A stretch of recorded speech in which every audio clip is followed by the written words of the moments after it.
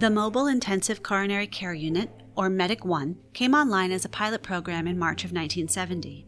This was a joint effort led by Harborview Head of Cardiology, Dr. Leonard Cobb, and Seattle Fire Department Chief Gordon Vickery, with grant funding from the Seattle, Alaska Regional Medical Program, the University of Washington School of Medicine, and additional funding came from the Washington State Health Dept and the Washington State Heart Association. The pilot program was also buoyed by tremendous community support.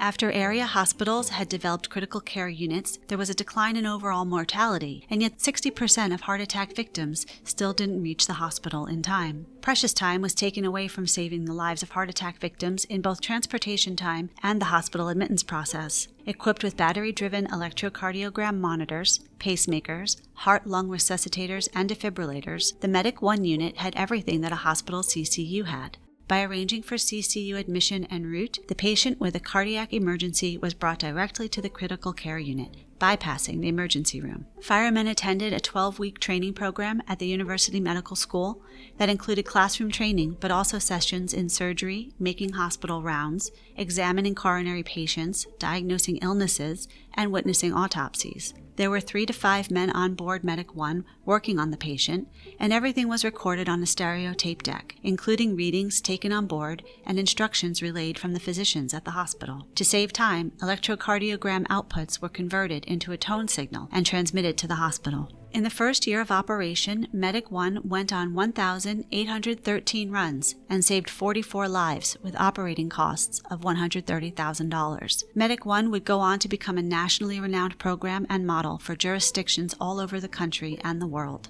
In a 1976 report, then Fire Chief Hansen noted, "The most important reason is found within the fire department itself. We have 400 men who are now certified as emergency medical technicians. This is close to 1/2 of the total combat fire force, and the majority of these men have received their 100 hours of training on their own time off shift." Having saved 655 lives in the first 6 years of service, Hansen concluded, Medic 1 is a total Seattle project. Without public support, it would have died at the end of the first year. It is now the most effective life-saving project in the Pacific Northwest and probably the nation. In 1974, the success of Medic 1 was featured on TV news program 60 Minutes, with host Morley Safer declaring, "If you have to have a heart attack, have it in Seattle." To learn more about this and other subjects in the archives, please visit seattle.gov/city archives.